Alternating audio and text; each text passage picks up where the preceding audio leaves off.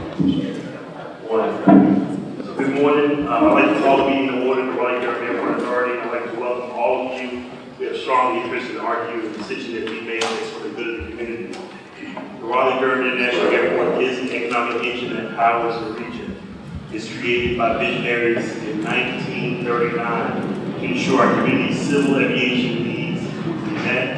In other words, this board, like RDU boards before, served this region and its travelers to do what's right in the airport.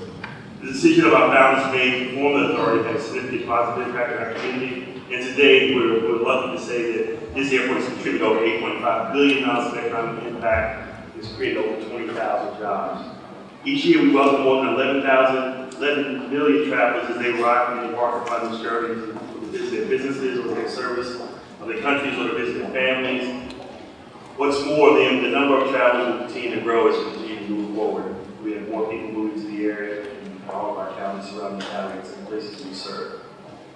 To say that the airport is a vital asset to our region is an understatement. So the decision of the authority to make it incredibly important to the economic vitality in our community, so we get to hear from our community. In our enabling legislation, the RDU Airport Authority Board was tasked by the governing bodies of the city of Raleigh. So we have representatives here from there, City of Durham, we have representatives here, County of Durham, and Wake County, to join the acquired, establish, construct, own, control, lease, equip, improve, maintain, operate, and regulate airports. We are all bound, the authority board, by our owning bodies and our professional staff, by clear federal obligation and grant assurance to do what's best for the airport community. We promise to protect and grow RDU so that the future generations of future airport boards will have the resources they need to respond to the aviation demands that we cannot possibly know what they will be today. So over the last few years, this board has undertaken one of the most important initiatives in the history of the airport. We created the 2040 plan. This was a strategic plan that laid out the groundwork necessary to talk about the economic vitality of this asset and what propels the reason for the future. During this process, we held over 22 public forums to receive public input in our plans, including land use. This feedback came from airlines, other tenants, business leaders, and concerned citizens who have shaped the plans and approach. It is our belief that the public will serve overwhelming support of the 2040 plan and it will be positive impacts on our community and region. So our plans are bold, but necessary as we continue to accommodate the demands of an unprecedented population growth in our region and across the central and eastern North Carolina. Travelers would expect to increase opportunities and efficiency of flights needed, and we want to make sure that we provide these flights that are convenient, smart, and safe. So as our bold initiative, costs are a significant factor. It's our job as board members to do everything we can to ensure the prudent management of the resources under the jurisdiction and fulfill our duty in administering the 2040 plan that we approved. So now, the purpose of this meeting today is to hear those who submitted proposals in response to a land lease RFP on 3 separate parcels of land for the authority to consider. We're very interested in the proposals. We look forward to hearing from you about how your proposals can advance RDU's success in our region. Each bidder will be given 20 minutes. We spoke before what order we would go in to present their case before the board.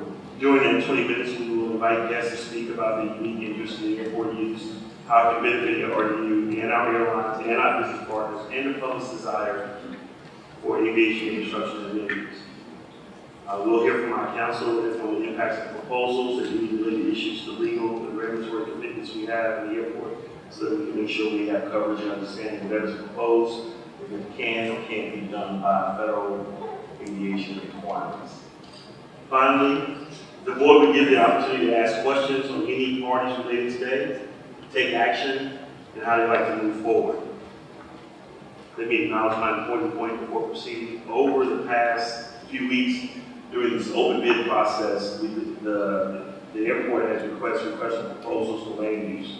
There's been a great deal of discussion about the airport authority's position regarding the sale of property versus lease of property land. That's been a concern. Most recently, one of our owning bodies, Wake County Commissioners and CDC Chairman, passed a resolution which in part supported the sale versus the lease of an airport property and asked us to consider the request. Sale versus lease is an important policy matter and one that we trust will be part of our discussion today, and we will be moving forward on that decision. So let me, before we get started, I'd like to remind all parties that we have an agenda and the schedules to follow. I ask everyone to speak real clear, focused, and at the end, the board members will have time for discussion share. Is that fair, board members? Can we move forward with that? Yes, I understand you think that we need to get all there too, but we need to limit the amount of time that we need to So each one has 20, each group has 20 minutes. How we decide to augment that 20 minutes for each speaks, it's their ball game. Thank you. Mr. Thompson. All hearts and minds are clear? Amen. It's up to you, Pastor Sid. What's on your mind? I'm sorry. Chair, if you wouldn't mind for one moment, I just have a reminder of the Raleigh-Durham Port Authority's statement of ethical principles that I just wanted to read them out. Please do so. So it's just a reminder, and this is the language from that statement of ethical principles.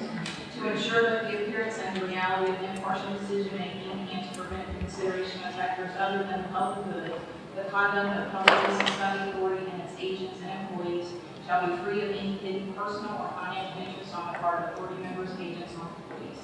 Each authority member or employee shall make a full and timely disclosure of any personal or financial interest which he or she has in any matter of public business to be transacted before him or her, or an interest in which he or she has a decision policy to be implemented in whole or in part by him or her. In proper instances, an interested authority member, officer, or employee should withdraw from consideration, decision, and implementation of the matter. And as related to improper influence, it's a similar standard. The making and implementation of decisions and policies of the authority must occur without improper influence from or partiality towards any person.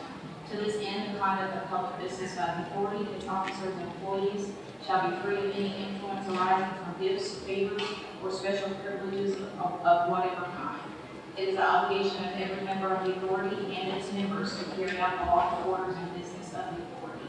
Authority members, officers, and employees shall not solicit or accept favors, gifts, favors, or special privileges of the nature which tend to influence or give the appearance of such from any person under circumstances which a reasonable person would believe is intended to influence the authority's policies, decisions, or actions.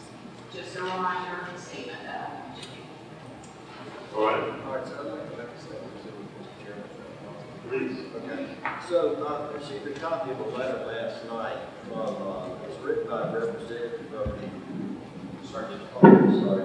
Okay, I'll start over. So I received a copy of a letter last night that was written by a representative from the Southern Environmental Law Center regarding transparency concerns and conflicts of interest in RDU.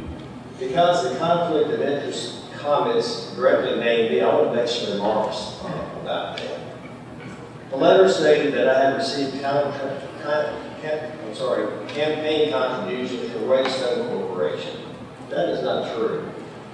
I have received campaign contributions from 3 members of the Bratton family who are the owners of the Waystone Corporation. You know, I've lived in Raleigh my entire life, so I know a lot of people in this area. I've known the Bratton family for over 35 years. I also received a contribution from the CFO of Waystone, who was a personal friend, and we've both been active members of the same church for over 30 years. All of these folks also contributed to my campaign 2 years ago, before any of this ever began. These donations were certainly part of the normal political process and does not exercise any undue influence on me. Also, to prove the point that contributions made by my campaign do not influence me, there are several people here today that have contributed to my campaign that attend at least one of my fundraising functions and who are going to be speakers here today. And they know that I am not in favor of selling the property at RDU. Sig Hutchinson contributed to my campaign. Herb Foreman contributed to my campaign previously. Gene Spooner contributed to my campaign previously. So I am not influenced by donations to my campaign. I also have received other contributions from other Wake County commissioners who passed a resolution saying that they're in favor of RDU selling the Oddfellows tract. They know I'm not in favor of that, so that did not influence me either. So I'll be clear about it. There is nothing improper about any campaign contributions that I received. I was on the board. I was the board member that suggested that we open up the proposal request process to everybody. And anyone who would be interested in submitting a process would have that opportunity. I suggest also that there would be total transparency and equal opportunity for everybody. This is a public process. However, to make sure that there's no allegations that somehow takes away from the board's action today, and so to avoid that, I'm willing to recuse myself, although I do not believe it's necessary or required. The legal counsel has told me it's not necessary. I would ask the board to make that decision. If it comes to a vote today, then I would certainly abide by your decision. Thank you, Mr. Chairman. Thank you, Mr. Thompson. All right, our first speaker will be Sig Hutchinson. Well, Yes, I'm sorry, Mr. thank you, President, but I do have a comment. Yes, sir. That's related to Mr. Thompson's comments. I have talked to council with their court in the last couple of days, and I want to make sure that there's no appearance of partiality or conflict on my part for the Oddfellows tract. I had a conversation with her, and I think it's probably in the best interest to not vote on that particular item, anything related to the RFP that came out on Oddfellows. Having said that, I have no qualms at all about talking about the policy issues related to the airport and land use. In fact, I'll leave it to the council and my judgment as to whether I am involved in the conversation surrounding Oddfellows. But I would recuse myself from that item. Thank you, Mr. Sakino. Are there any other conflicts that we need to talk about? I'm asking that.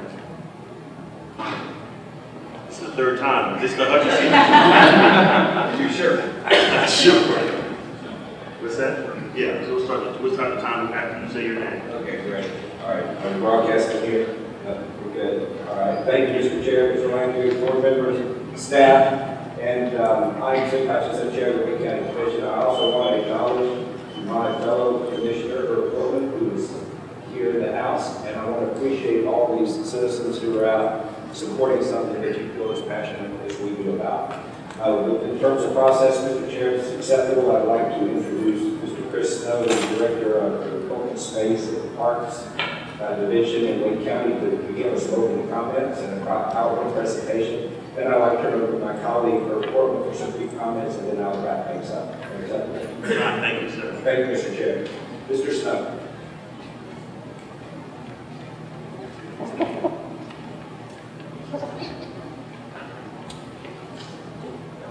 Mr. Chairman, Board, we appreciate your time today. Thanks for giving us the opportunity to talk about the county's interests.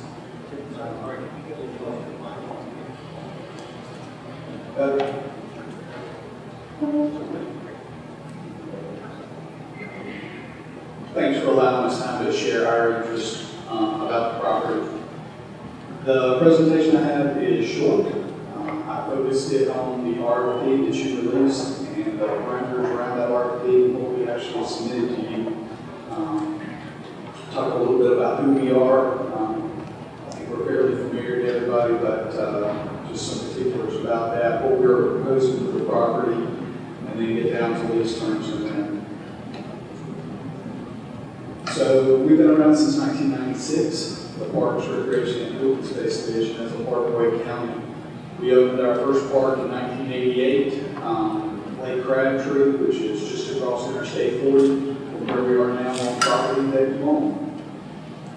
We now have 7 parks, the American Tobacco Trail and 2 nature reserves, with 3 future parks that we're hopeful are out there somewhere. We manage about 2,100 acres of land right now in parks and preserves, about 81,000 square feet of facilities, and another almost 5,000 acres of open space that are under our direct control. Most of our land resources are with partners just like you, be they federal, state, or local governments or private businesses. This is how we got our start in parks, leasing land from agencies. to have our facilities, and that's what we're hoping to continue to do. As I said, we've had a long relationship with the airport. I mentioned Lake Crabtree back in 1985 when we first signed a lease with you. 33 acres down on Lake Crabtree that allowed us to build the park. In 1994, we amended that lease and added 148 additional acres where we developed multi-use trails along with a local nonprofit. Lake Crabtree is very popular. It is the busiest park in our system. Last year, over 300,000 people visited Lake Crabtree to enjoy many of the recreational opportunities the park has to offer. Not only is Lake Crabtree a very important park to us, again, one of our busiest, but it is a recreational hub of connectivity here in this area. So if you look at Morrisville and there, Crabtree and Hatchet Creek Greenways coming this way, tying in with the town of Cary's, Crabtree Creek and Black Creek Greenways, into Olmsted State Park, and over to the city of Raleigh's facilities. Lots going on recreational in this area. One of the more popular amenities at Lake Crabtree and in this surrounding area are the trails. Crabtree has 9.4 miles of multi-use trails. They were designed for beginner mountain bikers, but they are also used by walkers, runners, geocachers, you name it, we've got those on our trails. In addition to individual use, we host a lot of bike rides, bike demos, races. Some of these races are state and regional in nature, so they draw people to this area. We have a great partner in Triangle Off-Road Cyclists who help us maintain the trails there. We've got a lot of work days on the trail. They have brought grant funds, state grant funds into the property to help us maintain these trails, and they're a very important partner of ours. So up until now, I focused on Lake Crabtree. First of all, because it is a lease holding with you. And secondly, because we hope to mimic that on parcels 2 and 3 of your land lease RFP. We would propose to restrict any use on 2 and 3 to recreation only. And we would, again, manage it very similar to Lake Crabtree and the multi-use trails we've already got going there. Up until very recently, parcels 2 and 3, commonly referred to as 286, had a very extensive network of trails. And what we would hope to do is reconstitute that, maybe in a more planned, more sustainable way, to again allow recreational pursuits there and drawing folks to this area. The trails would be a managed resource, more routine patrol, more routine maintenance. They would be open to multi-use, hikers, bikers, walkers, and a shared use situation. The trails could be open for events, possibly bigger events or longer events, either staged at Lake Crabtree or Homestead, again, bringing folks to this area to recreate and compete. The trails could be more advanced. Crabtree was set up as a beginning or intermediate mountain bike destination, but with the work, we could make some advanced trails out there, more advanced riding. We could also have amenities, depending on what parameters you put around the future lease. We could invest in parking and restrooms and the amenities that would increase and raise the visitor experience. The town of Cary has recently opened a parking area and restroom on Old Reed Creek Road. It's really popular with folks using this area, and we would like to expand that.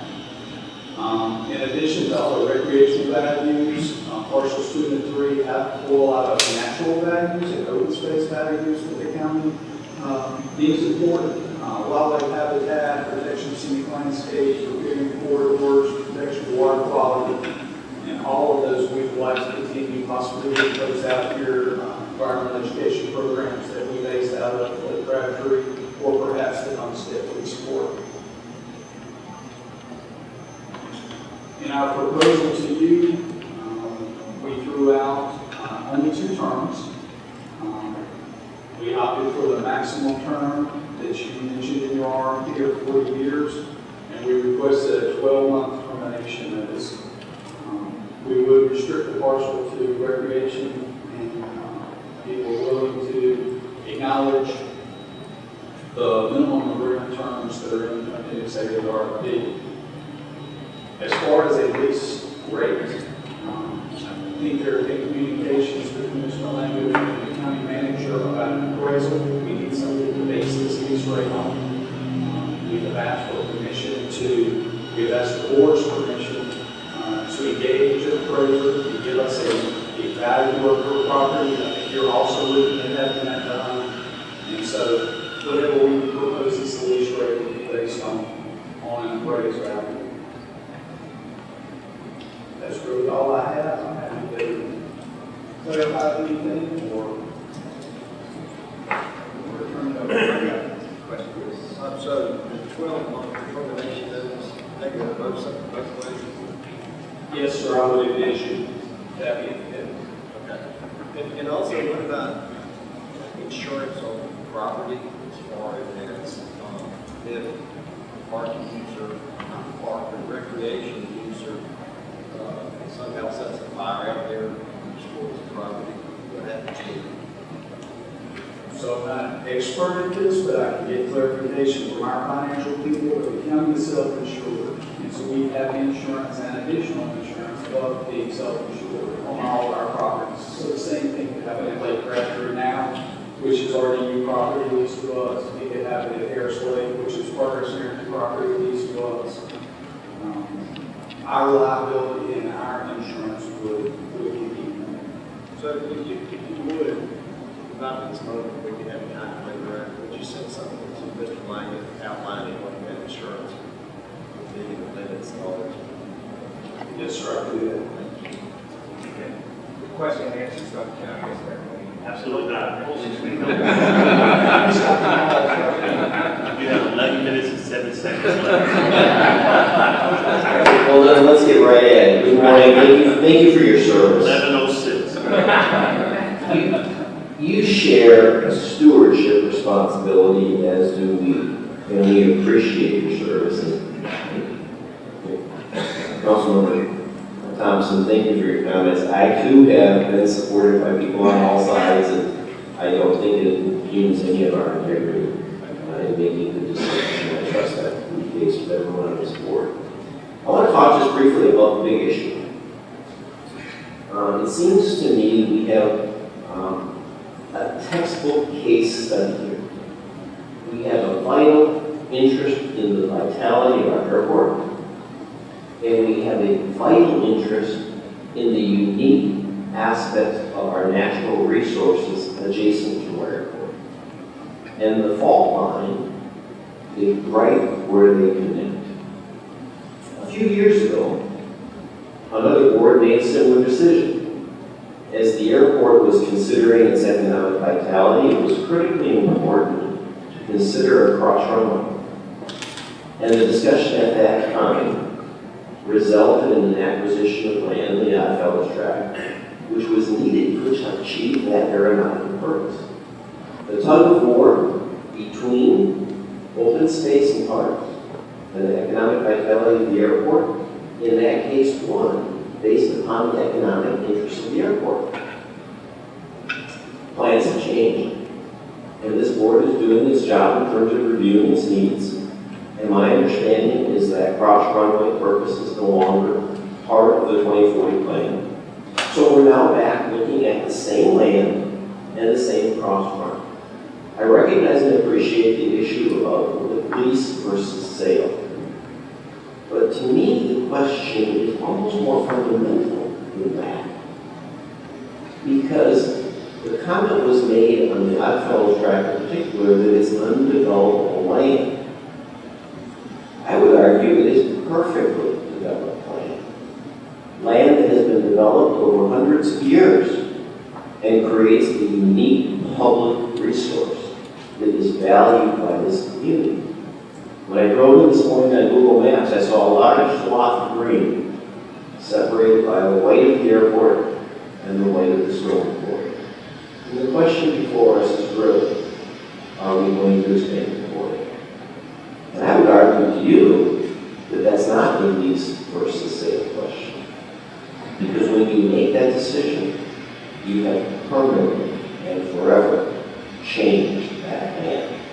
That is not a temporary use. That is a permanent use. And whether you sell it or you lease it, you have made a permanent decision. We seek the use on the periphery of the airport to lands that are not critical to the aeronautic purpose. Drive that balance in a respectful way with the Homestead State Park and the natural resources. Why do we do that? Quality of life is critical. This area distinguishes itself from many others in the nation as having one of the best quality of life because of our ability to respect that. We ask you to think about that as well. Excuse me, my series ending in here. Last point. $1 lease was a good decision for the park. We own much land. It could be developed for much higher market rates. We don't do it because it's in the public good. And we, as you, are stewards of the public good.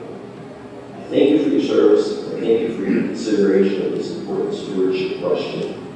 I would just close by asking you to remember, this is not a lease versus sale decision. This is a permanent land use decision, at least a portion of the tract. Thank you.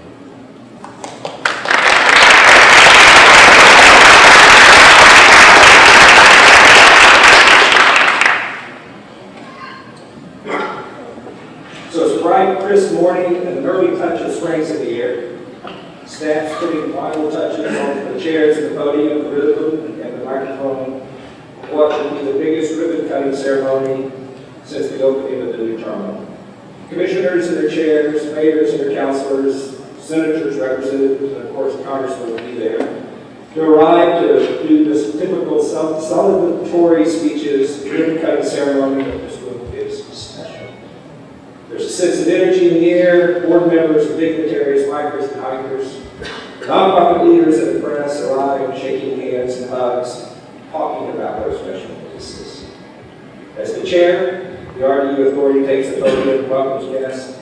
He talks about the partnerships that have been created and nurtured to make this vision a reality, and for the airport and the community, and how working together, the best solutions for everyone have been realized, and how important this day is. The Director of Parks takes the stage to talk about how much we love in North Carolina our natural spaces. How Homestead State Park is the largest and most visited park in the state park system with 1.3 million visitors a year, and will soon be bigger. With this opportunity for more hikers, campers, and mountain biking for the first time in the park, thanks to the work of the many other people who were there that day.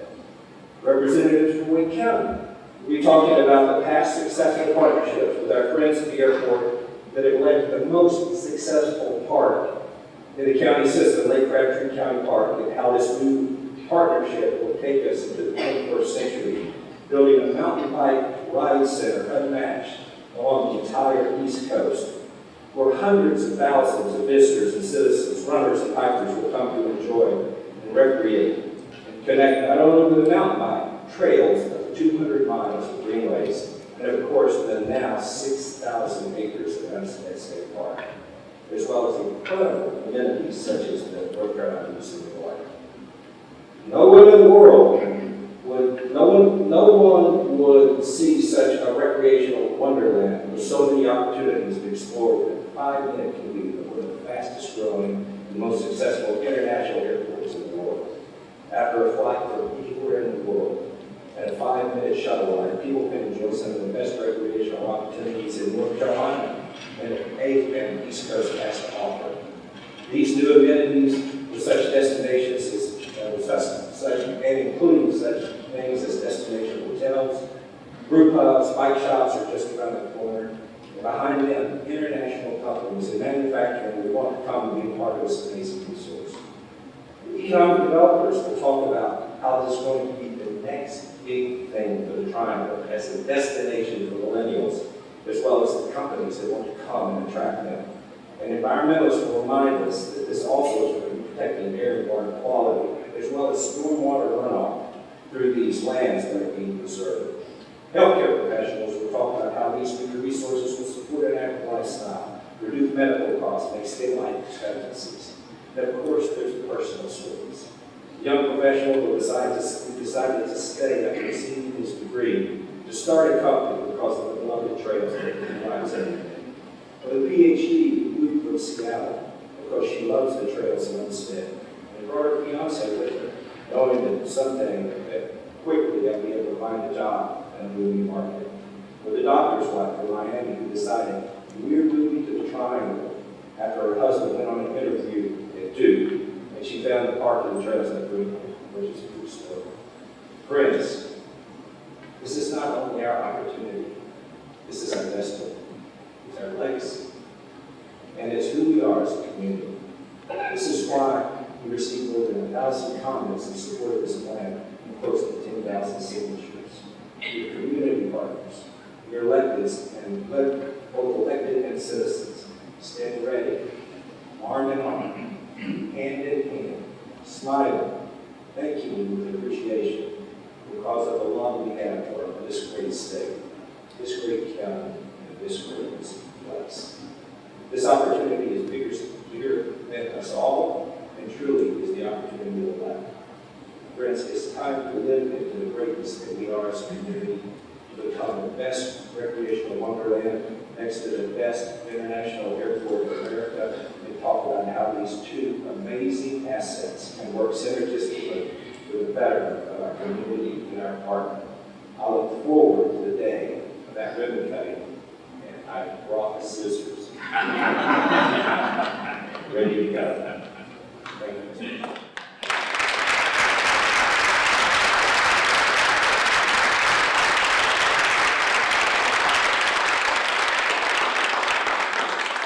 Steve, well done. You did that within your 20 minutes. That's the first time.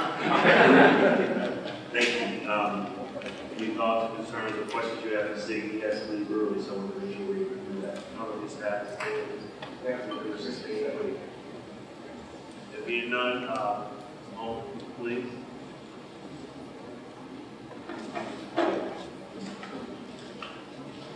Good morning. I'm Bill Holman. I'm North Carolina State Director for the Conservation Funds. Mr. Chairman, members of the board and staff, thank you for the opportunity to present. I think I should just say amen and sit down and walk through our proposal for your consideration. So, just briefly, the conservation fund may not be relevant to you, but conservation fund makes conservation work. For America, we try to find environmental and economic solutions. Challenges. We're a nonprofit that has a dual charge of conservation and sustainable economic development.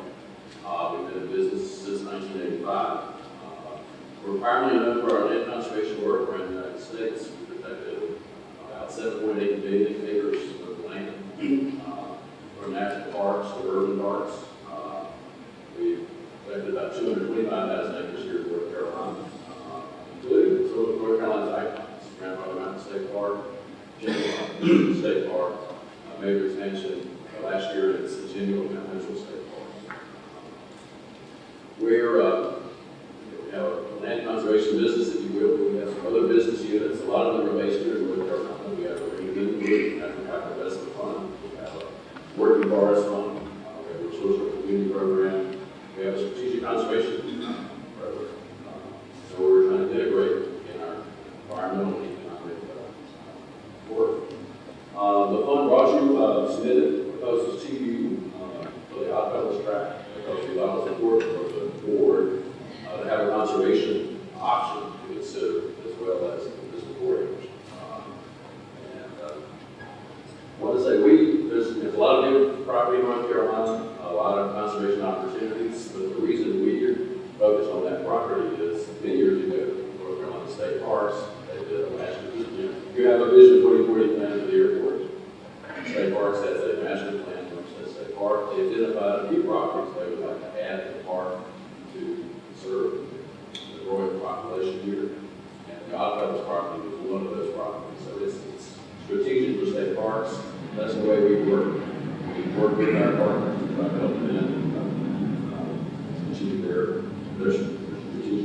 objectives.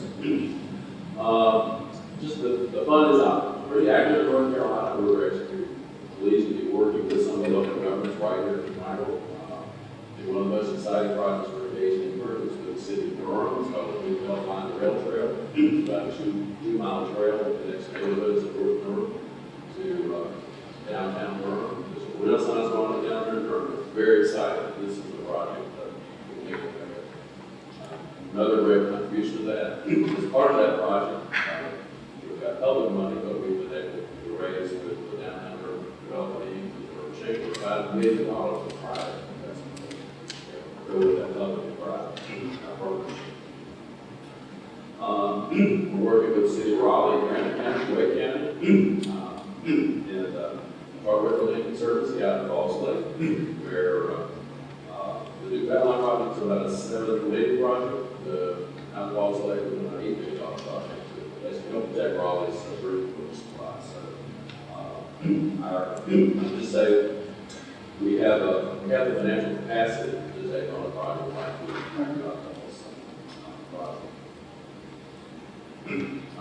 Excuse me, I want to agree with Commissioner Portman that we view the really the choice is we're looking at a permanent conversion of the object property, or as a permanent conversion, conservation is a permanent conversion.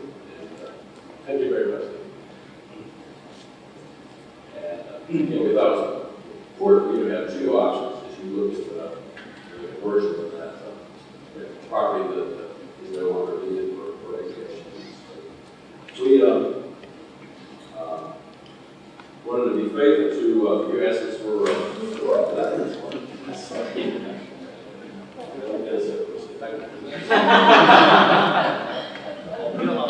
I didn't do it. I'll have a 10 more points.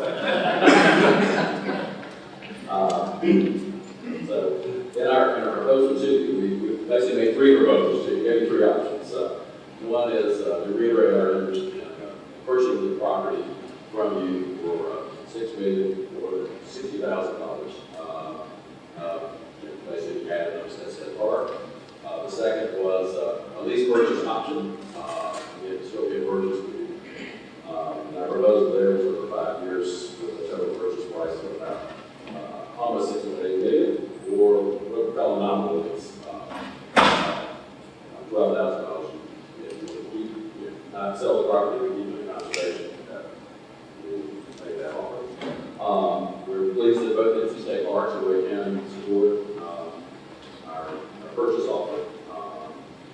And we support their Wake County's lease proposal too. These properties enhance each other's value and thank you. Thank you. I think y'all know Chairman Ali and I had some correspondence about the pros and cons of selling the property, and if I could just quickly go through some of those thoughts. The airport, we were very clear about your concerns, safety. Concerned about impact development, we're concerned about permanence, we're concerned about protection, and best business practice. All very appropriate things to be concerned about. So, the one would argue that land goes for a park purpose, so safety will not be compromised. And the one would argue that if it's added to State Park, incompatible development will be avoided. We already share about 6 miles of boundary on State Park. I don't know all the details, but it seems like we're all pretty good neighbors with one another. I would say I know you're concerned about that Section 4F. It's potentially constraining your future expansion. I think in the negotiations with us and the state, you do reserve the right that 4F doesn't apply. That's part of the negotiations.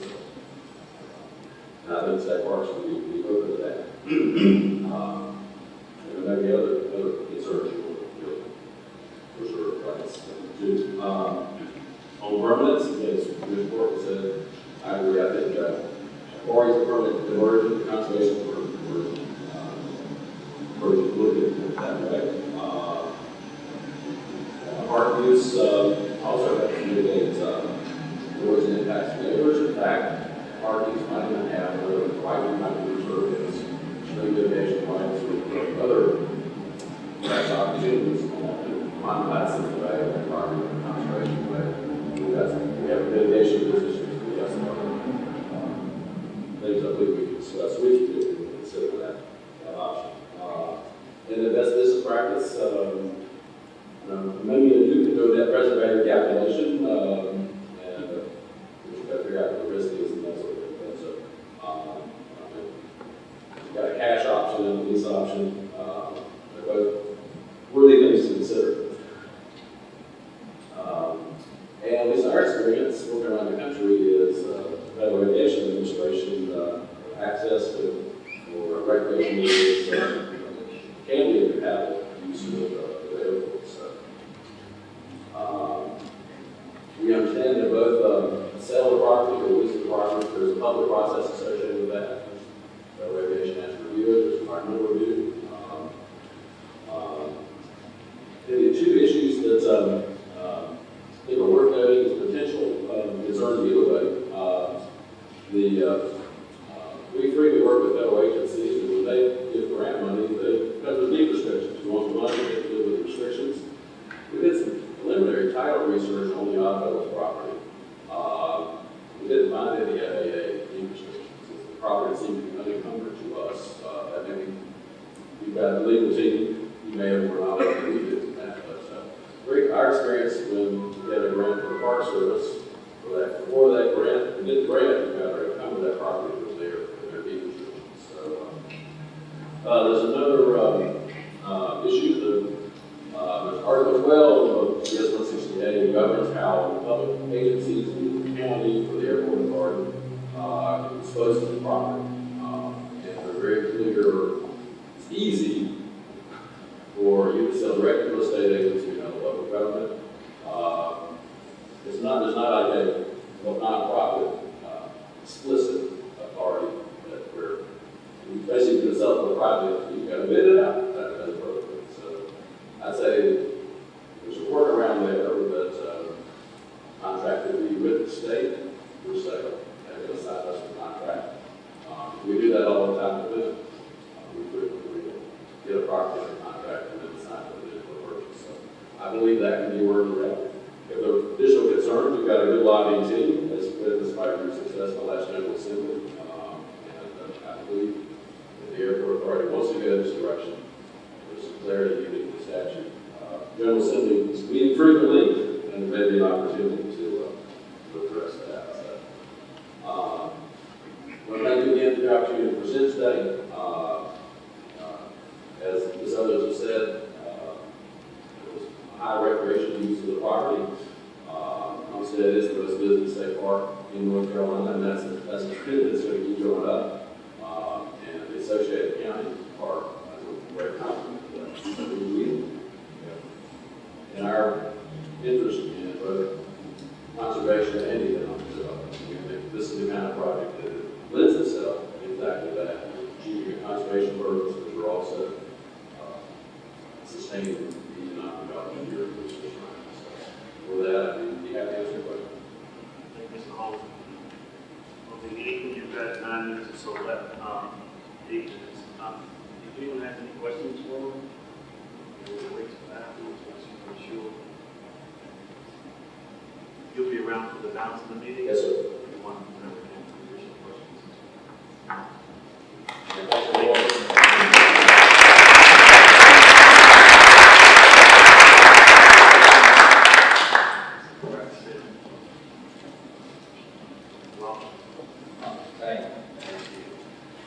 Good morning.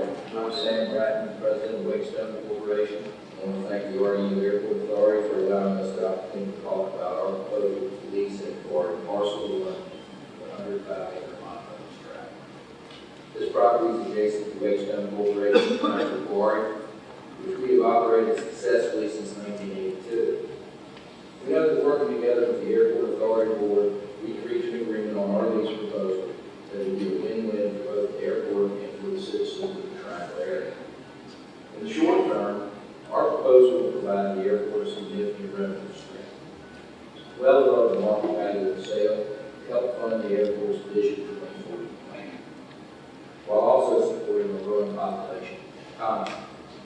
And in the long term, this plan will provide a water reservoir, 55 acres of land that the airport will use as green space for recreational opportunities and park connectivity for Triangle citizens. Aggregates, including stone, sand, and gravel, are the backbone of our state's infrastructure economy. North Carolinians consume, on average, 10 tons of crushed stone per person per year. The Triangle area is one of the fastest growing metropolitan areas in the country, and our proposal will help meet the demands of this dramatic growth. Whetstone Corporation is a family business, 152 employees across 5 parties. Our dedicated employees have an average 15-year tenure with the company, and we live in the communities where we operate.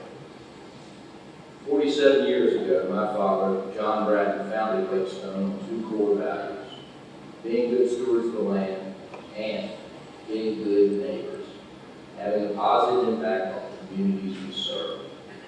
We remain committed to these values today. Every decision we make is made with the surrounding community in mind. From the design of quarry entrances and offices to the placement of vegetated berms and visual buffers. The Triangle Quarry is a great example of Whetstone's experience in successfully operating a quarry in an environmentally sensitive location for 35 years with an exemplary record. Umstead State Park has thrived while we have been in operation right next door. We continue to have excellent relationships with past and present park superintendents and rangers. We have been a member of the Umstead State Park Advisory Committee for more than 20 years. In fact, 2 past Umstead State Park superintendents, Luttrell and Woods, and Umstead Coalition President Dr. Gene Spooner, have had positive things to say about our company and our Triangle Quarry operation. We have worked hard to earn that praise. For example, the Triangle Quarry has a history of compliance with all environmental regulations from 1982, the year quarrying began, up to today. Whetstone Corporation has received more than 60 awards for conservation, corporate citizenship, and safety, including 37 awards specific to the Triangle Quarry operation. If allowed to proceed with a lease, we will continue to prioritize environmental stewardship in the same manner that we have done on the current Triangle Quarry site for the past 35 years. We believe the 105-acre Oddfellows property to be mined in 25 to 35 years. Based upon our proposed royalty structure, this mining lease will provide a substantially higher return than the proposed state. The airport will not lose control of the property long term. Our proposal ensures all quarry customers will continue to use the current Harrison Avenue quarry entrance, keeping quarry traffic off Old Creek Road. Thus, if the county or other party leases parcels 2 and 3 for recreation, our quarry operations will have no adverse impact on them. The land will still have value when mining operations conclude. There's an opportunity for Whetstone and RDUAA Airport to work with the state and Wake County to provide recreational use of portions of the Triangle Quarry property and Oddfellows Tract after quarry has ceased. You need to look no further than Winston-Salem recently opened Quarry Park to see unique recreational opportunities that come with the retired quarry. Other former quarries across the nation serve as a model for recreational opportunities, including green space, bike paths, nature trails, canopy walks, zip lines, fishing, and other water sports. Our proposal would also allow for connectivity with parks and greenways in the region. As these opportunities are considered, Whetstone will look for approaches and solutions to both protect the environment and serve the interests of the community. This has been the company's approach and demonstrated record at the Triangle Quarry for 35 years. Should the airport change course and decide to sell parcel 1, we would like the opportunity to make an offer of purchase. We appreciate your consideration, look forward to working with all parties involved to move forward on a solution that is best for the airport and our community. Thank you for your time. Any questions? If being with, thank you so much. Thank you. I'll be here for For your meeting consideration. Absolutely. Additional questions? Now I'd like to turn over to our general counsel, here in London.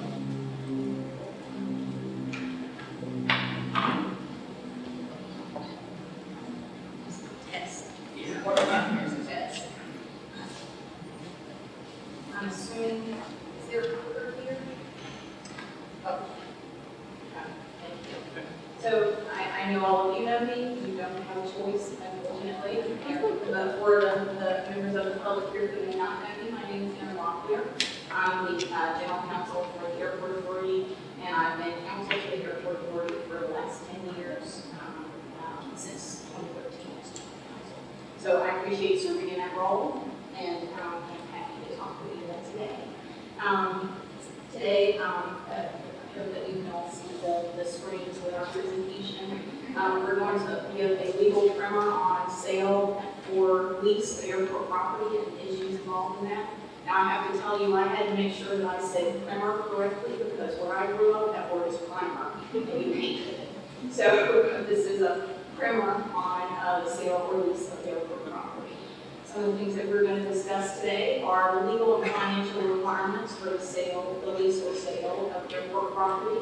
We're going to talk about potential consequences of the sale of airport property. I am very, very pleased today to have joining me in this presentation Peter Hirsch, who's this interesting gentleman standing right next to me. There's some information about Peter on the screen. I just want to share some additional information with you, information that he may not tell you because he's too humble to, but I want to share with you why I'm so grateful and so happy to have him join us today. Peter Hirsch's practice at Kaplan Hirsch and Rockwell focuses on transportation, infrastructure, and other public sector projects. Peter represents clients ranging from municipalities and local governments to corporations and public interest groups in negotiations and litigation over land use entitlements, the environmental impacts of infrastructure projects, and compliance with federal transportation law and regulations. He litigates cases before administrative agencies, numerous state, federal, trial, and appellate courts, and the U.S. Supreme Court. He represents many airport sponsors before Congress and federal administrative agencies. For nearly 30 years, Peter has been involved in the development of airport infrastructure, including most of the new commercial airports in the United States, as well as dozens of airport expansions, redevelopment projects, and development of airport plans for non-economical projects.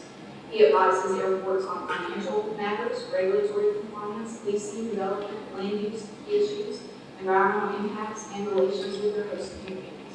He has litigated all of these issues in federal and state courts, courts of appeals, and in Part 16 proceedings before the FAA. So we're very happy to have Peter. He's going to come and talk to us some more about the subject matter. But before he comes up and does that, I just wanted to sort of acquaint us. The chair mentioned this earlier in his comments about how we got here, how we're standing here in this building today. In 1939, the North Carolina legislature, as the chair mentioned, gave the airport's governing body the authority to control, lease, maintain, improve, operate, and regulate the airport with complete authority over it. And in 1940, the state of North Carolina acquired 892 acres thereabout for the purposes of the airport.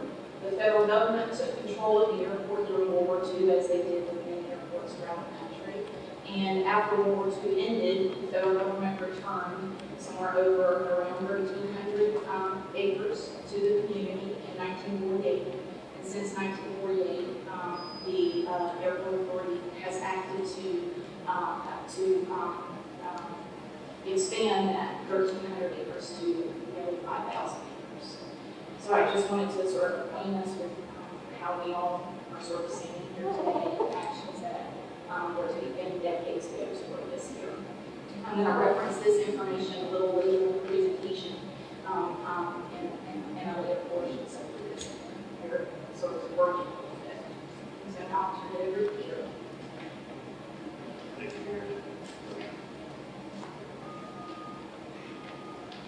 Thank you, Aaron. Mr. Chair, esteemed members of the board, it's my pleasure to be with you this morning to talk a little bit about the federal requirements statutes and laws that apply to the sale or lease of airport property. This is an area that is pretty complicated for lawyers, and I will do my best to try to talk in plain, regular English.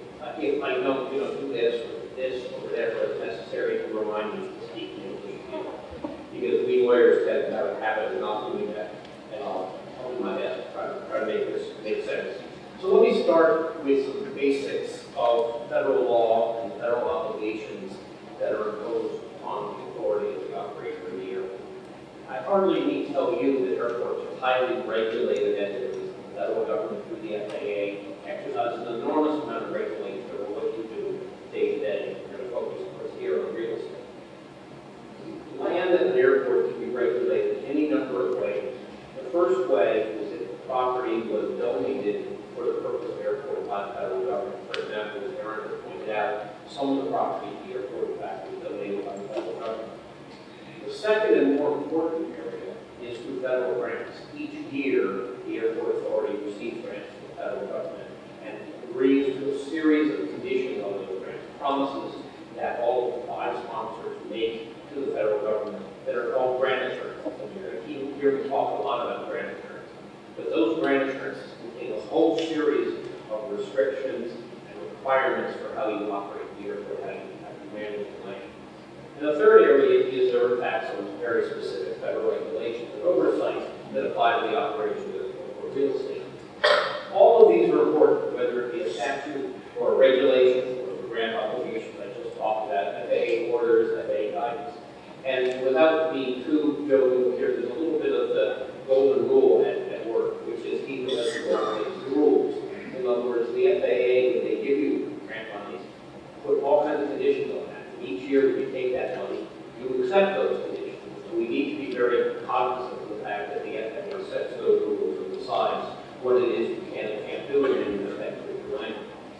The comment I often hear from local governments is that they can't do that. With my land, I'm a local government, I have the authority to do that. And the unfortunate, perhaps realistic response is, that's true, you did accept federal money. And when you accepted federal money, you agreed to a number of federal restrictions that are much broader than the federal government normally exercises over local government operations. So let's go to a couple of key requirements, particularly with respect to real estate. So the grant obligations themselves are in fact a contract between the 5 sponsors and the federal government, but they're also based in federal law. And each time a grant is received, about once a year or so, you sign that contract again, that is county, city, and RDUAA officials sign it. These grant obligations are enforceable by the FAA administratively and enforceable. The second key requirement is what's called the revenue use policy, and I will not spend a lot of time on that, beyond noting that as a principle, all airport money must be spent in the airport. You can't spend money off the airport. And you have an obligation to be as self-sustaining as possible. I'm going to come back to that requirement when it comes to the use of real estate. So your grant agreements, as I mentioned, are signed each year, not just by the authority, but by each of the constituent local governments that make up the authority. So all of you have agreed to comply with these requirements individually as well as collectively. And I want to go through some of the requirements that particularly apply in the case of the sale of real estate. And all of these, by the way, are available on the web. I put down on some of these slides in very small type so you can't read it. Some citations for those who have hard copies to go to the web and read the materials yourself. So I'm going to run through about 5 of them. There are actually 39 different commitments that the authority and the 4 constituent entities make each year. But I want to do 5 of them. Grant assurance number 5 says that you will not sell, lease, or otherwise dispose of any part of your title or other interests in property without the approval of the FAA. It does not say you cannot sell property. It says you may only sell property with the approval of the FAA. And that's an important myth to be off. You can sell property.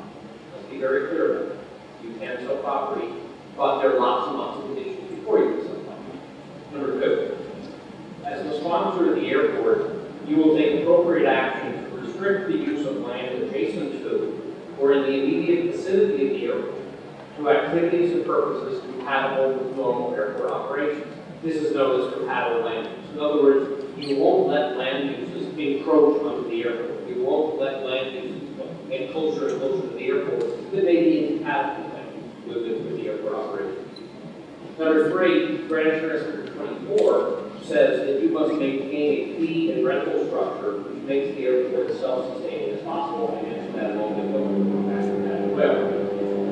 Grant Insurance 25 says that all revenue generated by the airport are to be used on the airport. And number 29, the airport has to keep an airport layout plan for come back to the airport layout plan in a moment.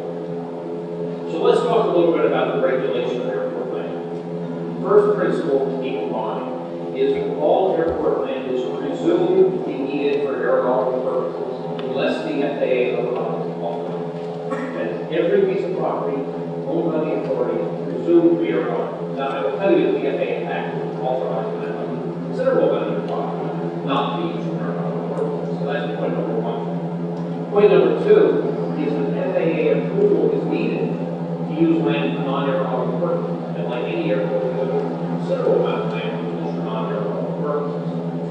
Principle number 3 is, and this is very important, that non-aeronautical land must generate fair market rent, or it can be preserved for another purpose in the future. For example, if you have a piece of property that you're holding because you plan to build something, you plan to build a taxi, you plan to build a rental car facility, you plan to build expanding the airport one way or another, you're not required to generate fair market value immediately from that unless you don't have to make it your needs. So with those principles in mind, let's go to the question of what is airport authority property. And this is actually a legal term. What is your property? Well, your property is that which is depicted on the airport layout. And each time you sign a grant, there's an exhibit A to that grant, which lists, which actually shows on a map, what is your airport property. That is your representation as the authority, as the counties in the city. That is your representation to the FAA. This is the property that is subject to federal regulation. So once a parcel of property is shown on the airport layout plan or an exhibit A, it becomes subject to federal regulation. So how can RDUAA use its land? There are really 4 different ways to use your property. I talk about aeronautical purposes, which is clearly the preferred use. But like any airport, you have a lot of property that's not. You can use your property for aviation support, things like car rental companies, things like parking lots. Those are not aeronautical because they don't need aircraft, but they support the aviation function, and that obviously is a large portion of your property as well. You can keep land as buffer or for future needs, either buffer to make sure that you don't create undue impact on your neighbors, or future needs because your master plan shows that there's some need in the future. And finally, you can use land for non-aeronautical revenue-producing purposes. This is increasingly important to airports. They generate money from the use of non-aeronautical land. Why is that important? Because the revenue that's generated here keeps your rates and charges to your users down. And to be perfectly blunt about it, the less expensive it is to fly into this airport, the more airlines are going to want to fly into this airport, the more passengers are going to fly. So it's really a virtuous cycle there. That airports that generate non-aeronautical revenue are able to keep their aeronautical charges within. Now, vacant land is airport land. It may look vacant, it may not look like it has anything on it, but it has a very explicit purpose that is shown on the airport layout. It is shown on Exhibit A as to what that property is for. Every piece of property must have a purpose for the reason the authority owns it. So I've shown on this, I apologize for folks in the audience that it's hard to see the arrows, but I've shown on the arrows that the properties are subject to the RFP leasing, the Oslo property and the other property for which there are proposals for recreational use. This is another map that again shows how the airport authority has represented to the FAA this property will be used. So you've got a lot of vacant land in this airport. You're very, very lucky, or actually I should take that back. You're very, very strategic to have a lot of vacant land. Most airports would die for half of their land. Actually, there are airports in big cities that would die for 10th of their land. That's important. There's a reason why the FAA has allowed the authority to acquire land. There's a reason why the FAA wants you to keep this land. And keep that in mind. So why do you have vacant land? Why don't you just stop the airport at the end of the runway up there and then somebody build a home right there and let them build an office building? Number one, you keep vacant land for the purposes of preventing incompatible land uses. You know, most obvious are residential areas or putting up big cell towers or an office building at the end of the runway in order to make sure there's no incompatible land. Number two, and this is really important and really important for this airport, is an insurance against future incompatibility. I don't have to tell you that the triangle region is growing. I don't have to tell you that there's intense pressure to buy and sell land in the country. And there will be growth. In fact, I think Aaron will show some photographs later on of what this area looked like 20, 30, 40 years ago. And the fact is, it is growing. And so protecting against future incompatibility is really a key obligation of the authority. Number three, you can also hold vacant land for future use. You're not sure exactly how you're going to use it. There was some discussion earlier about the fact that the Oddfellows property was originally purchased for the potential of a new runway. That's future use. It's not needed for that purpose anymore, but it can be used for revenue generation in the future. And the last point, of course, is you can use vacant land for revenue generating when that opportunity becomes available. So why is park planning so difficult? We spent a lot of time, we've heard presentations here, and there's certainly been a lot of discussion in the press about the relationship between the airport and park planning. And it's important to dig down a little deeper on this area than generally how airports use land. First of all, the use of property for a park is generally considered to be incompatible with an airport. And the reason for this is pretty obvious. People go to parks for the outdoor experience, people go to parks for quiet and peace, and airports often are not compatible with quiet and peace and the kind of amenities that people go to parks for. Airports are required, let's be clear, airports are required to avoid creating incompatible land. You may or may not have the authority to prevent incompatible land if it's there in advance or because something happens you don't have the authority to stop, but you can create it. And that is an affirmative obligation of the authority that extends not just to the airport authority itself, but to airport sponsors as well. Number three, parks can adversely affect future airport planning. And this is both a legal and frankly a practical statement. That if you have a park adjacent to the airport, your ability to develop that for some other purpose is very, very difficult. It's very difficult to take a piece of property that has been used for a park and turn it into an industrial or commercial use in the future. From my perspective, one of the concerns about parks is there's just been an enormous amount of litigation all around the country to prevent impacts from airports on parks. And I could spend all day talking about airports that have gotten into battles with their neighbors about the impacts of the airport on parks. In addition, and this is perhaps the most important piece, is that under federal law, parks are afforded special protection. Parks are treated different than other land uses. The FAA, not the authority, but the FAA cannot take action and cannot approve an airport sponsor to take action. The FAA cannot authorize the airport authority to take action that uses a park if there's a feasible and proven alternative to use that park. Now, what does use mean? It means taking over the park, or if that's easy. In other words, the airport authority can't go out and purchase the park and say, go out and purchase the park for airport purposes. Can't be done under federal law. But there's also something called constructive use, which means that your activities at the airport cannot substantially impair the value of the park. And that is the principal reason why parks are considered incompatible with airports. Because parks are protected, if you create a park and you later create an impact on that park, you have acted in violation of federal law. So you can't help create parks next to airports. Protected property is called Section 4F because in the infinite wisdom of lawyers, it is Section 49 U.S.C. 303C, don't ask me why. But we call it Section 4F because originally that's where it was legislation. It protects parks, recreation areas, wildlife, or historic property that's publicly owned or open to the public. It's really important to understand this is a pretty broad definition of a park. And the authority's obligation, to the extent the FAA approves what we do, is to avoid creating parks that create incompatibility with the airport. And that's the reason we spend so much time, the lawyers spend so much time, you have to spend so much time being concerned about the relationship with the partner nearby. So let me switch now beyond the basic principles to the issue of lease versus sale of the property. So I think there are also a number of myths out there about the distinction. FAA regulations do not prohibit the sale of airport property, but they very strongly discourage it. The FAA deliberately imposes complex legal hurdles on the site. And FAA approval is needed, and it is not routine. It takes a long time. It is very difficult to convince the FAA that you should be allowed to sell property. Consistent with federal law and FAA regulations, RDUAA authority itself it has a policy as a practice of not selling property. Now, there are times when sale is appropriate. Airports do sell property. When is sale appropriate?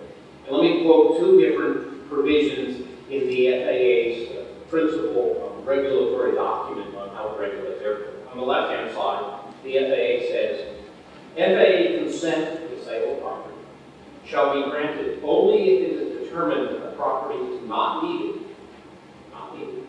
for present or foreseeable public airport purposes. So the FAA will make a decision that it's not needed now, and it won't be needed in the future for public airport purposes. They did not say aeronautical purposes. Really important. For public airport purposes. That includes the purposes for which this authority exists. So the FAA has to find before you can sell property that there's no need for the property for the airport. Second point, if property is no longer needed to support an airport purpose or activity directly, including the generation of revenue for the airport, the property may be released, that's FAA term for sale. The property may be released for sale or disposal upon a demonstration that such disposal will produce an equal or greater benefit to the airport or another public airport than the continued retention of the land. Let's spend a couple minutes on that statement. It's really important. If you pass the first test, the one on the left-hand side, that's not needed for airport purposes, the FAA will consent to the sale if they can find that disposal, the sale, will produce an equal or greater benefit than retaining the land. And that's the standard the FAA is going to use. And remember how it's phrased here. It's not benefit to the triangle. It's not benefit to a particular county. It's not benefit to the economic development of the region. It's the benefit to the airport. As airport authority commissioners, that's your job is to look at the airport. So I'm going to spend a couple minutes on the sale process, just so you understand why it can be a headache, and why clients all the time ask me, will I help you sell the property? And after reading heavily and saying, yes, I guess I will, I ask lots of extra, etc. Number one, first question, is the land needed for aeronautical purposes now or in the future?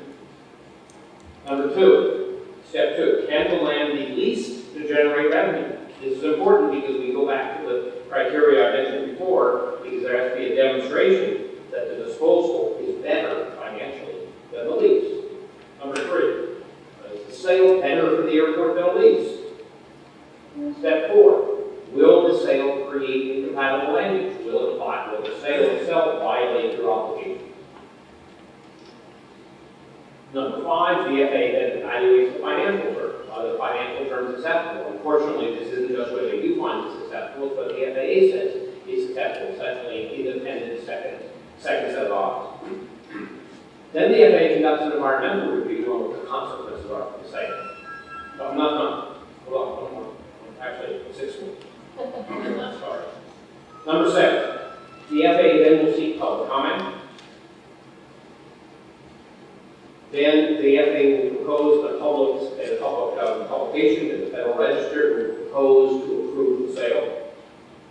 At that point, then you begin the local processes for all of your sponsors for the approval of the sale. There's a state approval process. Some people have made reference to that already in the earlier presentations. You negotiate the sale terms, and then you complete the sale. It's a long process. It's a couple-year-long process. Occasionally, this is stated once a year. Pretty rare. It's a long process. At each of those points, there opportunity for the FAA to say, no, we're not moving forward. So why does the federal government have this policy against sale of airport property? I think it's pretty fundamental. Number one, sales forever. And I don't have to tell you how hard it is for a local government like the authority to buy property today. It's hard to find money, it's hard to get the authority to do so. It sales forever, and that's a big deal. Secondly, you have very limited ability to control the future use of the property. Although you can put restrictions on that future use, the restrictions you can place are pretty limited. And the FAA is very cognizant of the fact that there are legal loopholes, there are opportunities for people to use property that they, in the future, be incompatible with the airport. And the last point I think is really important, which is that in the sale of property, the demonstration that the economic terms are better than the lease is difficult, because the revenue stream from lease of property is often greater than the one-time sale proceeds. If you have a piece of property forever and you can lease that out forever, that's likely to be a bigger, greater revenue stream long term. With that introduction to federal law, I'm going to turn it back over to Aaron to talk a little bit about specifically the issue of encroachment, which is what term we use to refer to, I sort of the Pac-Man idea, that airports in any time of these growth are facing a Pac-Man of people trying to take your property. You know, come on, won't you let me have a little of your property? We even like a little more of your property, just a little more, just a little bit here and there. And encroachment is a problem that airports everywhere face. And you know, you go to this place like Midway, Chicago, or LaGuardia in New York, or National Airport in Washington, and see that encroachment in those airports has gotten to the point where the airport really has very little effect in their protocols like that.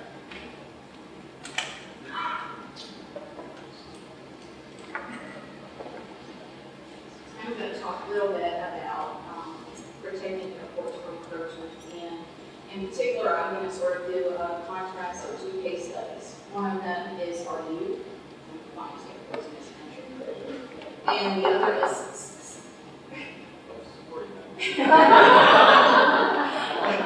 the other is the airport in Santa Monica, California. And I selected these two airports. I selected Santa Monica as a contrast, not because it's exactly the same as RDU. In the airport industry, we have a saying, when you've seen one airport, you've seen one airport.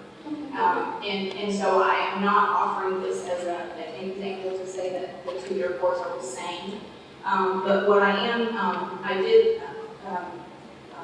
focus on Santa Monica Airport because it has similar origins. You will see earlier I asked you to sort of put in your brain a little bit the origins of RDU, and Santa Monica Airport has some similar origins. But the airports made very different decisions about land acquisition and the use of adjacent properties, properties adjacent to the airport. And these two airports have very different levels of success and longevity. This is Santa Monica Airport in 1934. Santa Monica Airport was created in 1922. In 1926, the Santa Monica City Council approved a bond to create an urban parkland, and a park was placed next to the airport. The federal government took over that airport during World War II and returned it to the community there in 1948 after the war ended. Again, because of the first initial slide that I shared with you, this is a very similar history to RDU. Except that Santa Monica Airport started with a much, much smaller footprint than RDU. In 1929, Douglas Airport, you all might be familiar with Douglas Airport, Douglas planes, the ones you're familiar with now, like DC-9s, DC-10s. Those are the planes behind Douglas Aircraft. In 29, Douglas Aircraft, it was pretty interesting actually, almost immediately after the Wright brothers moved Douglas Aircraft started to make planes. They moved their production and testing facilities to Santa Monica. At its peak, Douglas employed 44,000 people at Santa Monica Airport. If you took a snapshot of that point in time, Santa Monica Airport, 4,000 employees, planes being produced and tested at Santa Monica Airport versus RDU at that same time. A betting person may have put a bet on the fact that Santa Monica would be the successful airport in comparison, not RDU. But spoiler alert, that's not what happened. In the 1950s, Douglas Aircraft went to the city and said, will you extend your runway? Santa Monica Airport has a pretty restricted footprint, a small, its acreage is small. Douglas went to the city and said, I need you to expand your runway operations. The city said no, in part because there wasn't room to do that. Douglas would eventually move its operations to Long Beach Airport, and Santa Monica would become a general aviation airport. So this is Santa Monica Airport in 1934. I'm going to show you Santa Monica position today. This is Santa Monica Airport. This picture is here. You can see in this picture the encroachment that happened, and the development that happened around Santa Monica Airport. Lawsuits began in Santa Monica in 1967 over noise, nuisance, constructive taking, etc. Those lawsuits will continue for decades. Honestly, they continue today. This is a similar experience. Some of you may remember that in the late 80s and early 90s, during the American Hub operation at RDU went through 120 noise leases and a class action, a threat of a class action lawsuit that eventually wasn't certified. But Santa Monica and RDU handled these noise issues very differently. In 1969, Santa Monica settled a lawsuit and put in place curfews on the operations at the airport, including no flights between 11 p.m. and 7 a.m. Think about the flights at RDU that take off and land between 11 p.m. and 7 a.m. That's significant. They also put some restrictions on flight paths in place. RDU, on the other hand, maintained the boundaries of the airport and took actions when possible to limit growth in the surrounding areas, including a significant partner in that were our surrounding communities. And those communities put in place airport overlay districts that also assist in managing the uses around the airport. Peter earlier mentioned that we have an affirmative obligation to manage those uses, and that's one way that's done through the help of airport overlay districts. Santa Monica did not take actions similar to RDU, and Santa Monica was encroached upon to its detriment. Another spoiler alert, Santa Monica Airport is slated to close. The authority acquired acreage to support current needs and the future growth of the airport. And after nearly 20 years of planning, I should show you, this was RDU in 1956. This is RDU now in 2010s. See a remarkable difference between RDU and Santa Monica. So, after nearly 20 years of planning, April 19, 1983, RDU broke ground on a 10,000-foot runway. At that same time, an aviation publication wrote, quality facilities, skilled operators, and crew management, not to mention courage. Linden Triangle's superb aviation facility into the next century feet first and run wide. Contrast that with just 2 years before that, in 1981, the city of Santa Monica voted for the first time to close its airport. But relented on that vote in the face of objections from many, including the FAA. Meanwhile, complaints and lawsuits continued in Santa Monica, and some of the folks affected by noise said that they could not have foreseen the impact of Santa Monica's growth. The number of flights increased more than 15-fold in Santa Monica between 1983 and 2016. Change the community said was difficult to have seen or predicted. One person said the airport used to be small and cute, and now it's become a mini LAX. Another said it's like living near a Little League field that has become a Dodger Stadium. RDU's growth over that same time period increased by a factor of 4. Santa Monica has smaller planes, a lot more than RDU has larger planes. In 2016, the city of Santa Monica, on the cusp of a city election and amid community and political pressure, voted to close the airport again, this time in 2018, and to turn it into an expansion of the existing park with the goal of creating a central park-like destination. Numerous court cases were filed on this. The FAA participated in that litigation and objected to the closure, citing contractual and grant obligations. And we have to fix that Peter's talking about. The city, and this is a quote from the FAA, the city needs to stop the mistreatment of the airport, be a good host to its users and tenants, and respect and uphold its federal obligations. Aviation stakeholders contend that the airport is needed as an alternative to LAX traffic. This is a quote from some of them.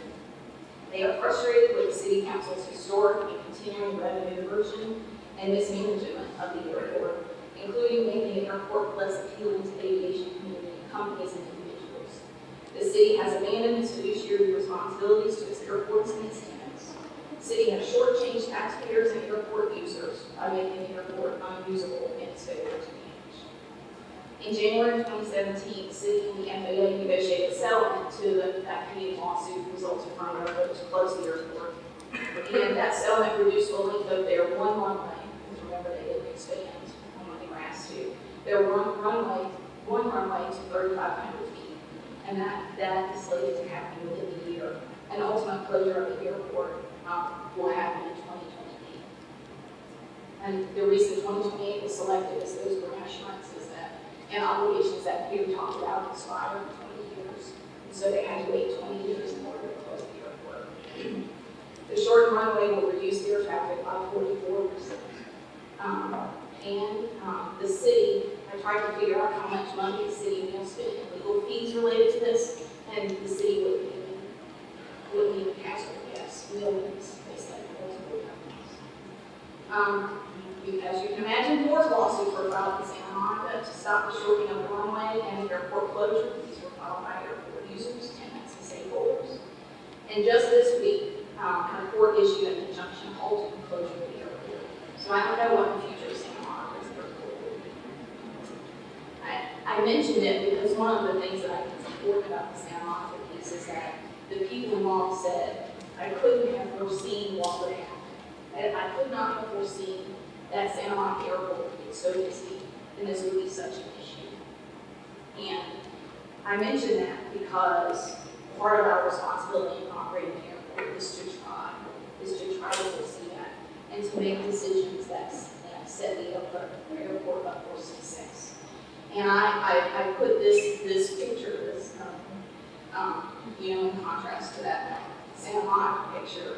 There's just a marked difference in the steps that each airport has taken and the impact of those steps in acquiring property and maintaining property and in controlling uses in the airport.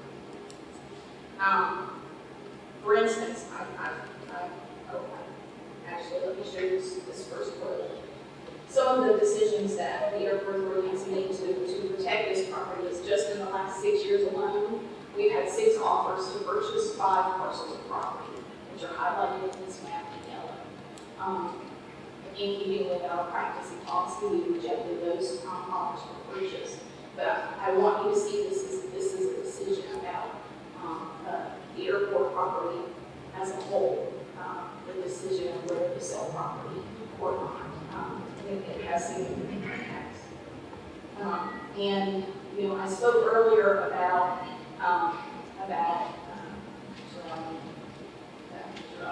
such a pretty airport. I spoke earlier about the decisions that people made over the decades, and the difficult decisions that people sitting in their chairs made over the decades to set this airport up for the success that we have today.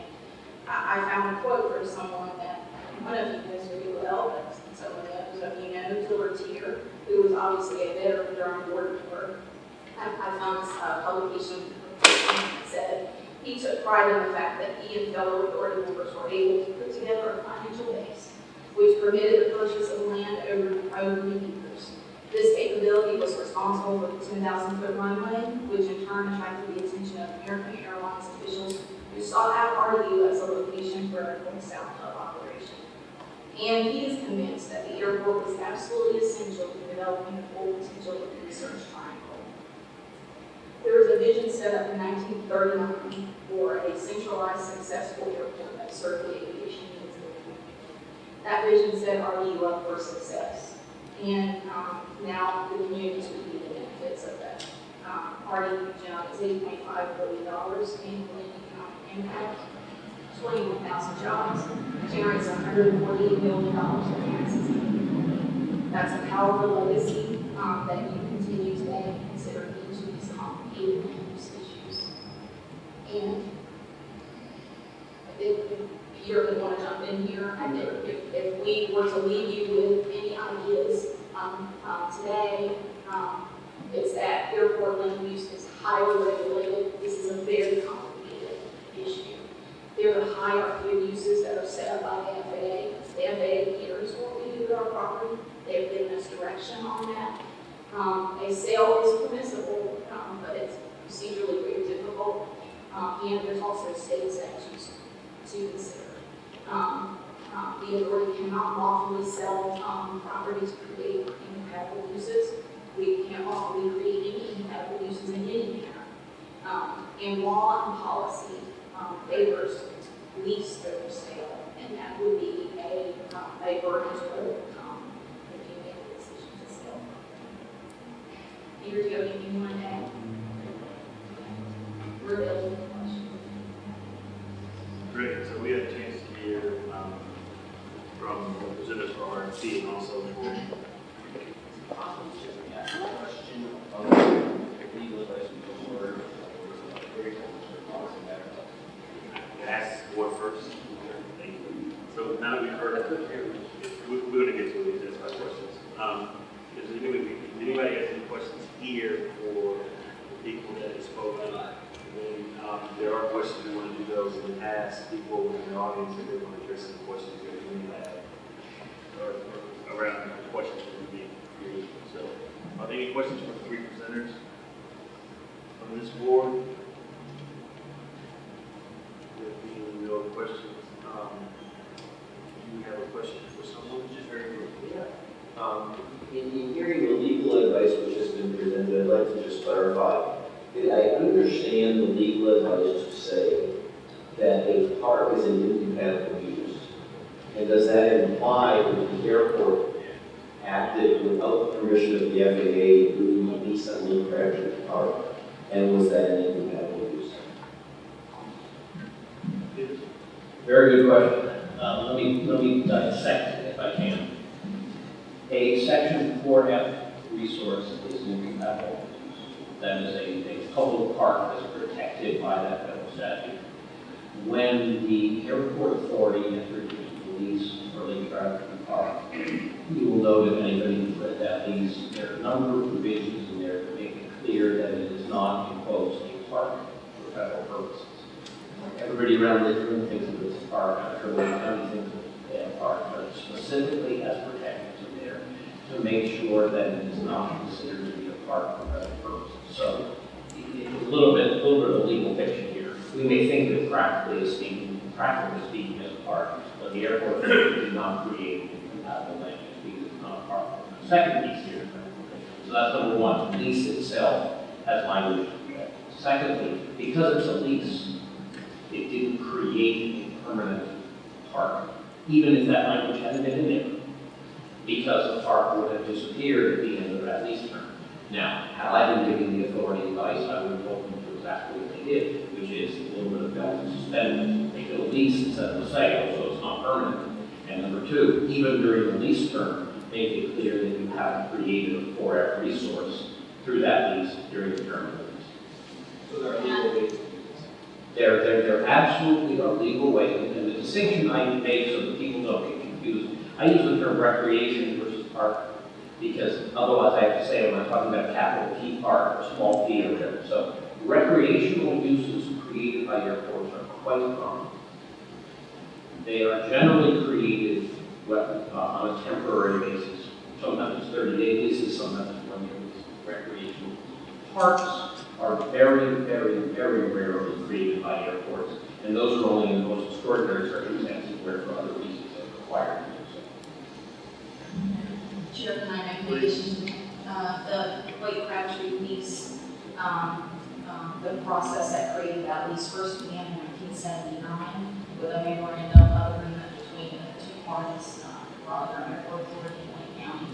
And then eventually there was a lease executed between the parties. Both of those documents, that memorandum of agreement and the lease, address if there is a compatibility concern between the airport use and the recreation use. The airport use, quote unquote, wins. The airport use takes precedent. And so this was a concern that those leaders at that time had. They discussed it. These documents reflect that discussion, and they made a decision about which use would take precedent if there was a conflict between the two uses. I also would add that those documents were done in the late 70s and early 80s, and in the meantime, during that time, I sort of explain it in this way, that the law has developed in such a way, including guidance documents, rules and regulations, and other information issued by the Federal Aviation Administration that have woven a cloth of regulation around the airport tighter and tighter and tighter. And that the regulation that exists today, as we consider land use, are tighter than the regulations that existed in the 70s and 80s. And even then, it was such a significant issue that the parties involved ensured that there would not be questions about those uses. And that was in the 70s and 80s, and we sit in a much tighter regulated area today. So, General Counsel, and also either way, it sounds like if there's a lease or sale or whatever goes on the property, then it still has to be approved by the FAA. Is that correct? A sale has to be approved by the FAA. A lease may or may not have to be approved by the FAA. We get down into some pretty delicate legal questions here. It has to do with whether or not the lease is consistent with what is shown on the airport layout plan.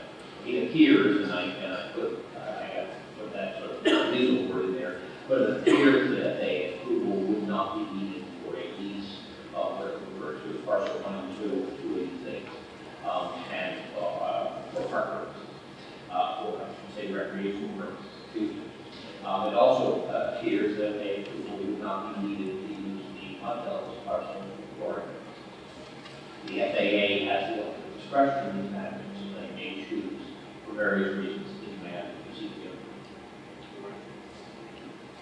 Any other questions? Thoughts?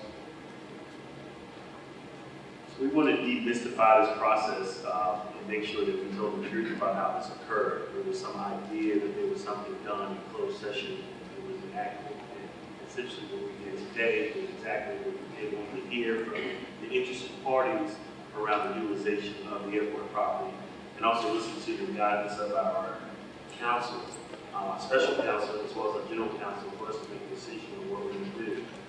Currently, we have RFPs out, and those RFPs have, the deadline has passed, and they've been received, assuming as a policy people, we don't need to do RFPs. That's what management does. To make sure that's clear, and they will review us and bring us to us for approval or not. And that's where the issue of what we do with lease or purchases will be defined by this board, that process. You have a comment? Yeah, please.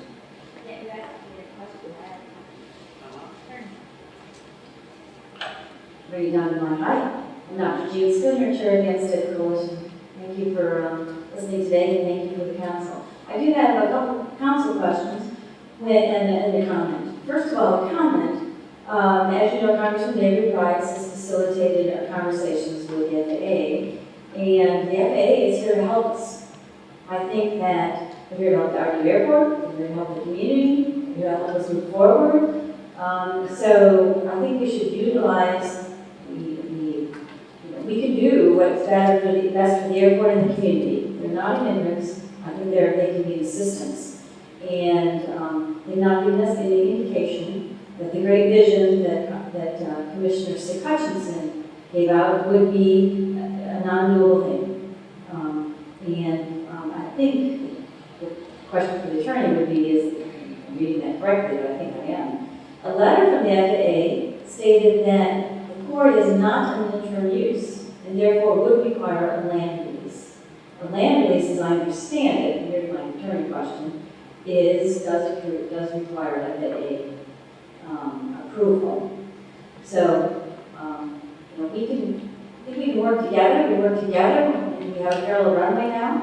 That was a community working together. We worked together to help to get funding for the replacement runway. We've actively asked for the North Carolina legislation and the federals to honor that money. We're partners. We want to be partners in aviation growth and community growth, and we think we have that vision. So the question for the attorney is, would not land release be required for foreign use? Would it not require FAA approval? It is always dangerous to ask federal agencies hypothetical questions, because unfortunately they give you a hypothetical answer. And I think there's been a little bit of misunderstanding of some of the answers that the FAA gave and correspondence we have. Let's deal with a couple things. First of all, port is not an interim use. It is not an interim use because interim use only applies to aeronautical property. You can't have an interim use non-aeronautical property. So of course it's not an interim use. As to whether a release is required, a release would be required for the sale of that property. A lease is not required a release. A release means FAA terms for sale. And so the use of that property for a port would require a couple of things. One is the property designated on the airport layout plan for non-aeronautical purposes? Yes, it is. What is the current land use designation on the airport layout plan? The current designation is port. If it weren't port, the FAA would have to approve a change in use. That's not a release. A change in use, which is an entirely different process than a release. That's the 12-step process. Or on the slides is the process for a release for sale. So some FAA approval may be necessary, as I explained to the chair a moment ago. Some FAA approval may be required for use of the port, but a release is not required, and interim use would not be an appropriate term for any use of that property. Period. It's not airport. So as I understand, the airport layout plan has not been approved. So therefore, there is not an approved port on the airport layout plan, is my understanding. Second, Umstead State Park already shares 6.1 miles of shared boundary with William Umstead State Park. We've heard today that the airport was established in 1939. William Umstead State Park was established in 1934. Yes, it has 4 protections, but you've heard from the homeland that it didn't have. Anyways, we should be good neighbors. We have 2 great assets. We should work together, and I think we can work together. We shouldn't be against each other. We should be with each other. Thank you. I think in the spirit of work, I think this is a proven, this event for this opportunity today to open to talk to the public when you're hearing some of the concerns. We did do an RFP process, which was competitive, so that we can make the right decisions like all cities and county governments do with their land. So now it's up to this board to make a decision on how we go forward. Recognizing the importance of, that's why we made sure that Wake County shared 20 minutes as well as a conservatory to tell us some of the big issues that were important. Now, I mean, the burden now is upon this board to make a decision to go forward for the best interest of our community in this space. So I'd like to make sure that we all felt like. I want to ask a question. Yes. Okay. Does the FAA require non-aviation uses to be leased for profit or used as well?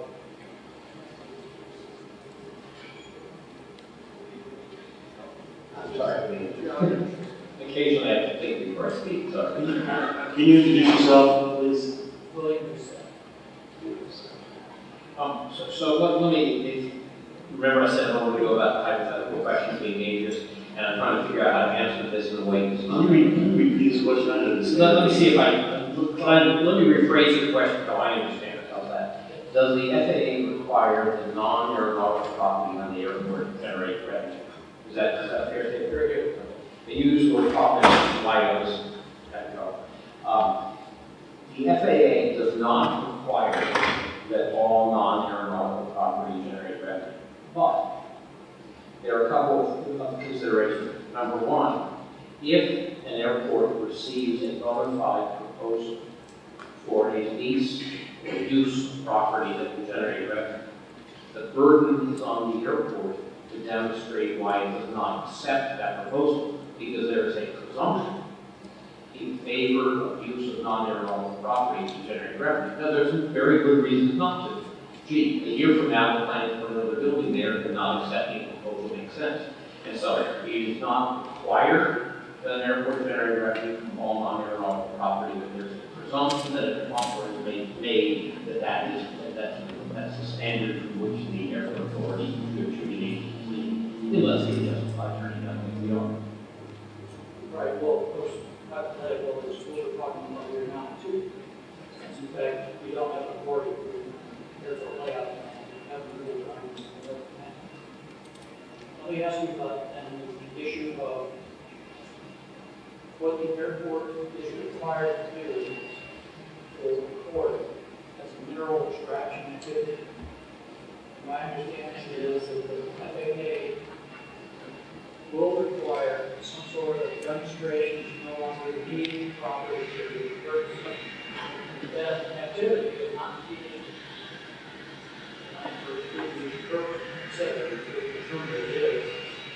requires a demonstration. Again, let's try to be as precise as we can about it. First of all, the FAA does not have any guidance on quarries for mineral extraction. The FAA has guidance on oil and gas leasing, but that guidance specifically says it does not apply to quarries. Number two, it says that, go back and read it, which we have, it says that the same procedures described in that document, that guidance, applies to any mineral extraction activity. the second piece is this, which is that there's a difference between whether a property is needed for airport purposes and whether a property is needed for aeronautical. And so the FAA has, by approving property on the airport layout plan as non-aeronautical, the FAA has made the first finding that it's not needed for aeronautical, but by showing the property on the airport layout plan, the FAA also makes the finding that it is needed for airport purposes. And that may be a fine distinction, but it's an important distinction because airports all the time retain non-aeronautical property for airport purposes. And that's why the sale of any property, aeronautical or non-aeronautical, requires FAA approval. Now, you were saying earlier that you received a bona fide bid with the offer of property. The FAA requires them to accept it. No, they do not. Exactly. You do not approve any lease or any proposal to put a quarry on that property. You can turn it down. Right, I think what we were asking to clarify the question was, do we have to say what lease or purchase? And the answer was yes, if there's a sale, then it would have to be approved. I'm sorry. This have to take with respect to leasing that property. The fact that you've got a proposal in hand, you are not obligated by the FAA to accept it. So I don't think we disagree with one another. I was clarifying the question. The question was, when I asked, was around, do we have to get the FAA to have approval for purchase and the lease? And the answer was, no, not necessarily for a lease, but definitely for the sale. Mr. Chair, I think it's important here to explain why and how we got here. The authority received an unsolicited proposal for the lease of that property for work. Staff recommended to the board that the authority issue an RFP. So the authority would be in a position to determine whether that is a, frankly, a good offer or a bad offer, whether it's a bona fide offer. That's the kind of process the FAA recommends. The authority, as far as I know, made no decision on that process. It was issued an RFP. It has received proposals. In fact, staff recommended that the RFP be broader than just that one parcel, as long as we receive the proposal, let's see the proposal for other property. But that is the kind of process the FAA wants to see. Now, the authority hasn't made a decision, A, on any particular proposer, and B, whether to accept any proposals at all. And that decision still remains in the court. Correct. Yeah, you understand, you don't have to do this. Thank you very much. I do understand. But I am not one vote of the 80. Please, listen. Hi, I'm Nikki Jacobs, I'm chair of the Board of Commissioners. Just been listening today and learning a lot. I just want to go back to Mr. Hirsch. Point that, so in your presentation, you focused on parkland being incompatible, but with a follow-up question from Commissioner Portman, clarified that that is not, that recreational use is different, and that we have precedent here of having recreational land use basically since the beginning of the airport as being a compatible use with the airport going back to the 1930s, with lease with the Lake Crabtree going back to 1985. Do we have a history, you brought up the issue of litigation, that is something that we concern.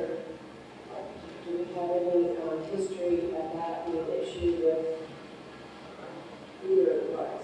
I'm saying that, or that, has there been any issues with that? I'm just curious as to the airport authority.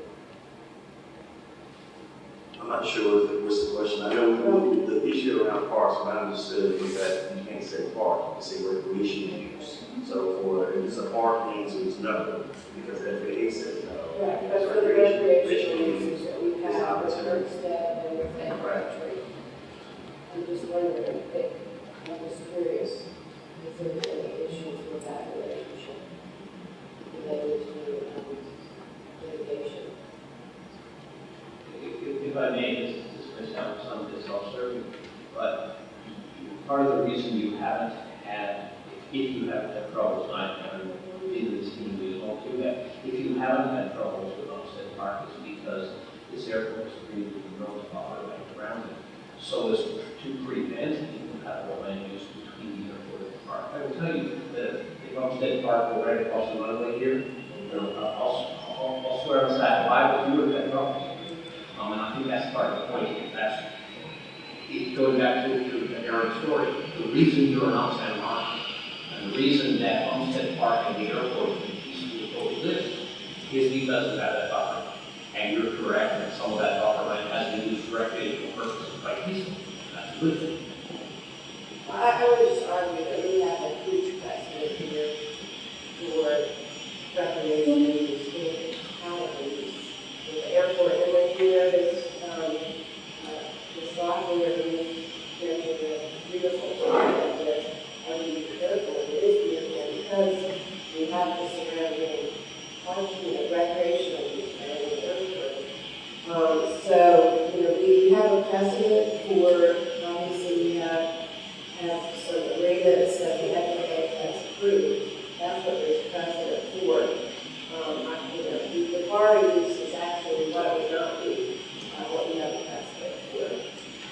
So, as here, as chair of the Durham Board of Commissioners, I just want to acknowledge that that has been a long-standing compatible land use and has been what has helped to prevent the encroachment that we've seen with Santa Monica, which obviously that's residential or other types of development, and extending the recreational use of these parking would help to prevent that type of encroachment.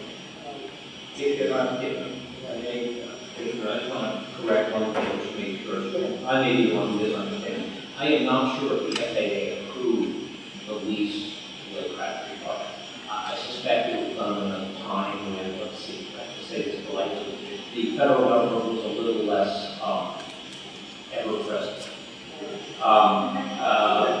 And I suspect, I don't know, and anybody already correct me if I'm wrong, but I suspect the federal government did not approve that lease. Doesn't mean they wouldn't have, I don't believe it. But you also indicated that in the lease situation, the recreational use similar to what's in place, that the airport authority may not be didn't want people to be left with the impression the FAA sort of give a thumbs up to the traffic department. They may have, but I'm not aware. But just to clarify, there may not be anything moving forward with this lease proposal for example. There's still no anything about it. That's correct. Thank you. Thank you, Commissioner. So we're at our 2 hour period. I'm sorry, I just want to. Yes, ma'am. Can I see you are, love? Sure, of course. My name is Nancy Woodbury. I'm just a concerned citizen listening in. Uh-huh. And I want to thank you all for the presentations. Those of the presentations very helpful to me to clarify some of the issues that from your perspective is really appreciated. So I want to make sure I understand something and I have a question. So I think from what you said, I understand that the revenue should be used to factory flexibility as an airport, right? And it's clear that as we grow, the airport needs that flexibility. And so the compatible use question then, to me, is if park is a compatible use and you need flexibility, then how is it for compatible use? I understand that the lease will allow $20 million of revenue, right? If I got that right.